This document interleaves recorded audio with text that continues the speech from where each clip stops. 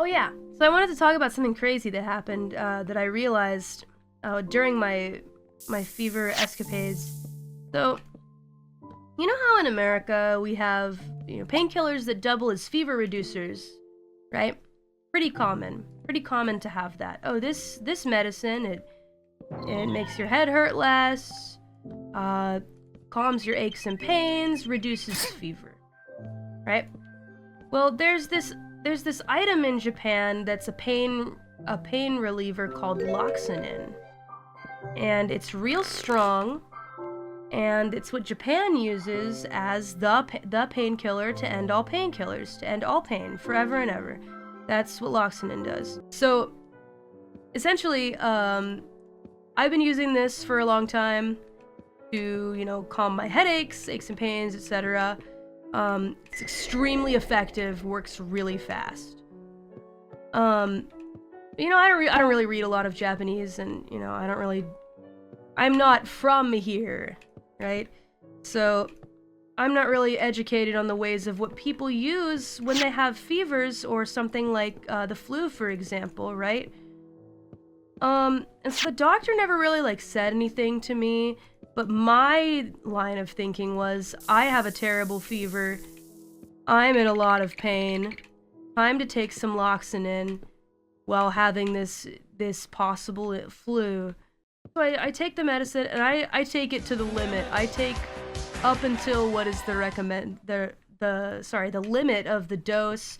This is how much you should take per day, don't take more, otherwise it's very dangerous, it's a very strong medicine.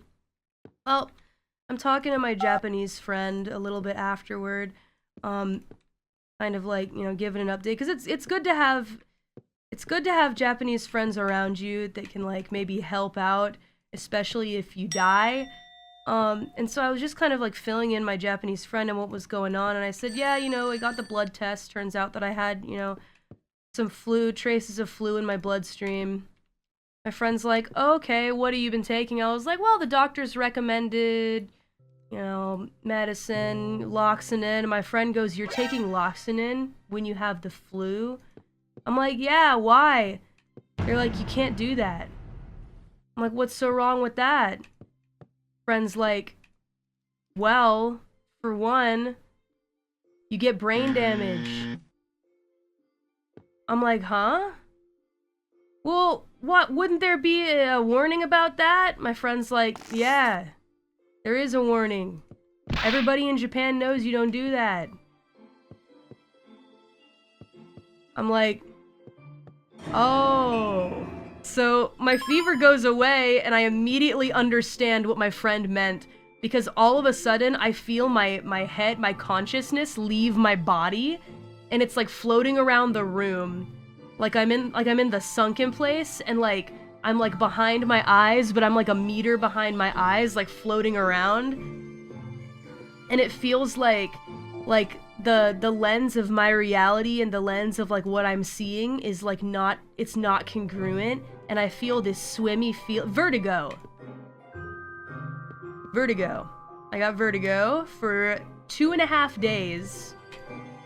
I couldn't work on anything. I couldn't do anything. It was very scary. Very frightening. It could have been worse, but now I am okay. I wasn't using it long enough to cause any real damage, but it did.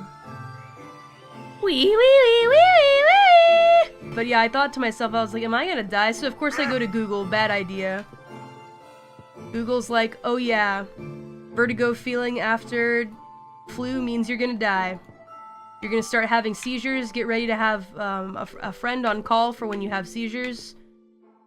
I was like, awesome. Exciting. So, had a friend on speed dial there. But I'm okay now.